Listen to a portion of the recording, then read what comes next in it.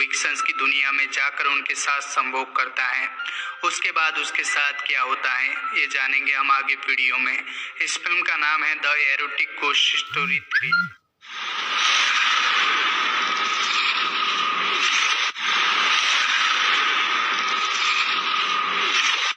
Movie के शुरुआत में हमें मिस्टर चू को दिखाया जाता है जो एक ढाबे पर आते हैं जहां कुछ लोग भोजन कर रहे होते हैं। मिस्टर चू भी वहां खाना खाने लग जाते हैं। कुछ देर बाद उसी ढाबे पर मिस लियू नाम की लेडी आती है जिसे उस रेस्टोरेंट में बैठे कुछ मवाली लोग एक लड़का समझते हैं और उसे अपने साथ खाना खाने का न्योता देते हैं। क्योंकि मिस लियू ने बिल्कुल एक मर्द की तरह कपड़े पहने हुए थे, वैसे भी चाइना में लड़का हो या लड़की किसी के दाढ़ी नहीं होती। मिस लियू उनके इस प्रस्ताव को ठुकरा देती है जिसकी वजह से उन मवालियों को गुस्सा आ जाता है और वे उस पर हाथापाई करने लगते हैं। इसी बीच वे देखते हैं कि मिस लियू एक लड़का नहीं बल्कि एक लड़की है, तो वे सभी मिलकर उसके साथ जबरदस्ती करने की कोशिश करते हैं। मिस लियू हेल्प के लिए चिल्लाने लगती हैं। तभी ढाबे के अंदर बैठा मिस्टर चू उन मवालियों को मारकर मिस लियू को उन मवालियों के चंगुल से छुड़ा लेता है और उसे अपने साथ लेकर वहां से भाग जाता है। भागते भागते वे एक मोंग के आश्रम पहुंचते हैं। आश्रम में पहुंचकर वे देखते हैं कि वहां एक आदमी है जो कि काफी छोटा है। उस आदमी के सामने एक कुत्ता विशाल दानव की तरह लग रहा होता है। वो कुत्ता उन्हें काटने की कोशिश कर रहा होता है। मिस्टर चू और मिस लियू उस कुत्ते को वहां से भगाकर उसके पास जाते हैं। मोंग के पास जाने पर मोंग उससे कहता है कि मुझे उस लैम्प के पास ले जाओ। मिस्टर चू उसे उस लैम्प के पास ले जाते हैं जहां मोंग कुछ मंत्र पढ़कर खुद को बड़ा कर लेता है। ये देखकर वे दोनों डर जाते हैं और उस मोंग पर तलवार तान देते हैं। तो वो मोंग उससे कहता है कि मैं एक डीमन नहीं हूँ, मैं एक मोंग हूँ, मेरा नाम है विक।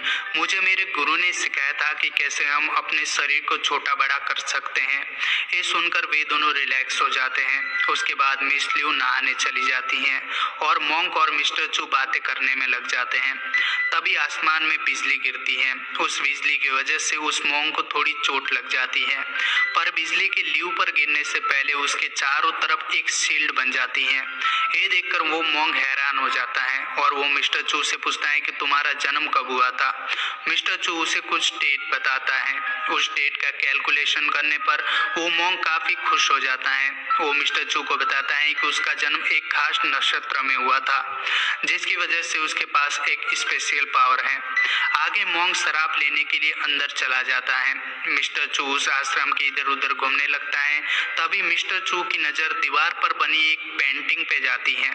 जब मिस्टर चू उस पेंटिंग को देखता है तो उस पेंटिंग में बनी लड़कियां उसे जीवित नजर आने लगती हैं। ये देखकर मिस्टर चू को अपनी आंखों पर विश्वास नहीं होता। जब मोंग उसके पास आता है तो वो उस मोंग को बताता है कि ये पेंटिंग वाली लड़की मुझे देखकर आगे मोंग शराब लेने के लिए अंदर चला जाता है। मिस्टर चू उस आश्रम के इधर उधर घूमने लगता है। तभी मिस्टर चू की नजर दीवार पर बनी एक पेंटिंग पे जाती है। जब मिस्टर चू उस पेंटिंग को देखता है तो उस पेंटिंग में बनी लड़कियां उसे जीवित नजर आने लगती हैं। ये देखकर मिस्टर चू को अपनी आंखों पर विश्वास नहीं होता। जब मोंग उसके पास आता है तो वो उस मोंग को बताता है कि ये पेंटिंग वाली लड़की मुझे देखकर हंस रही थी। तो वो मोंग उसे बताता है कि ये नरक जाने का रास्ता है, यहाँ पर कुछ विक्सेंस रहती हैं। ये सुनकर मिस्टर चू पूछता है कि क्या मैं उस लड़की को वापस देख सकता हूँ। तो मोंग पहले तो मना करता है, पर मिस्टर चू के बार बार पूछने पर मोंग कहता है हाँ तुम नरक जाकर उनसे मिल सकते हो, पर तुम्हें 24 घंटे के अंदर उस नरक से वापस आना होगा, वरना तुम हमेशा के लिए उस नरक में फंस जाओगे।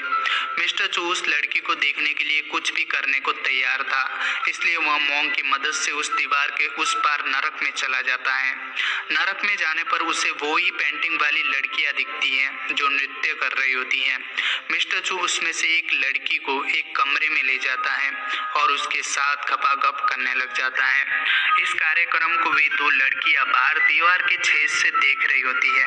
उनकी काम क्रिया को देखकर उनके अंदर की वासना भड़क उठती है और वे अपनी उंगली से खुद को संतुष्टि प्रदान करने में लग जाती हैं।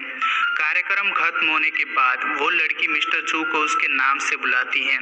ये सुनकर मिस्टर चू थोड़ा शॉक हो जाता है। वो उससे पूछता है कि तुम्हें मेरा नाम कैसे जानती हो, मैंने तो बताया ही नहीं है। इस पर वो लड़की बताती है कि उसका नाम मेंग है। उसके पापा एक ज्योतिषी थे जो पास्ट और फ्यूचर के बारे में प्रिडिक्ट कर देते थे। उन्होंने मिंग के बारे में भी प्रिडिक्ट किया था कि उस पर 17 साल की उम्र में एक आपदा आने वाली है। इसी आपदा से बचाने के लिए मेंग के पापा ने उसे कुछ समय के लिए उस हेल में रखा था और कहा था कि मिस्टर चू नाम का आदमी धरती से आकर उससे शादी करेगा।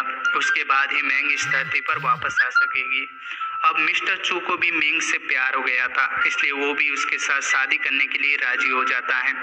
आगे उस कमरे में लेडी सिप आती है। जब वह मिस्टर चू को देखती है तो वह उसकी खातिरदारी करने के लिए रात की पार्टी की तैयारी में जुट जाती है।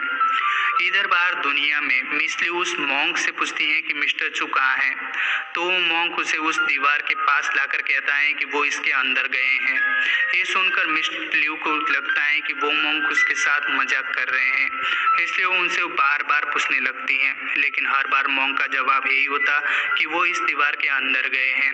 अंत में मॉन्क किसी तरह उसे कन्विंस करने में सफल हो जाते हैं। अंदर नरक में रात को लेडी सिप ने मिस्टर चू की खातिरदारी के लिए एक पार्टी रखी थी और सभी नाच गाना करने में मशगूल थे। लेडी सिप मिस्टर चू को ड्रिंक ऑफर करती हैं। पहले तो मिस्टर चू ड्रिंक करने से मना कर देते हैं, पर वहाँ मौजूद सभी लोगों के कहने पर उन्हें शराब पीनी ही पड़ती है। धीरे धीरे मिस्टर चू को इतनी शराब पिला दी जाती है कि उन्हें चक्कर आने लग जाते हैं और वो वहीं पर गिर जाते हैं। तभी उस पार्टी में एक आदमी आता है जो वहाँ मौजूद सभी लड़कियों को मारपीट करके उनके साथ जबरदस्ती करने लग जाता है और उनके साथ गपागप करके उनकी हालत खराब कर देता है। अपनी हवस बुझाने के बाद वो मिंग को लेकर वहाँ से चला जाता है। जब मिस्टर चू को होश आता है तो वहाँ पड़ी लड़कियों से मिस की मेंग के बारे में पूछता है, तो वो लड़कियां बताती हैं कि एक डीमन चिवैन उसे लेकर चला गया है। इस बात से गुस्सा होकर मिस्टर चू उस चिवैन को मारने चला जाता है, जहाँ पर वो चिवैन के साथ फाइट करता है। इस फाइट में मिस्टर चू चिवैन के पेट में तलवार डाल देता है। तभी वहाँ पर चिवैन का हमशक्ल मिंग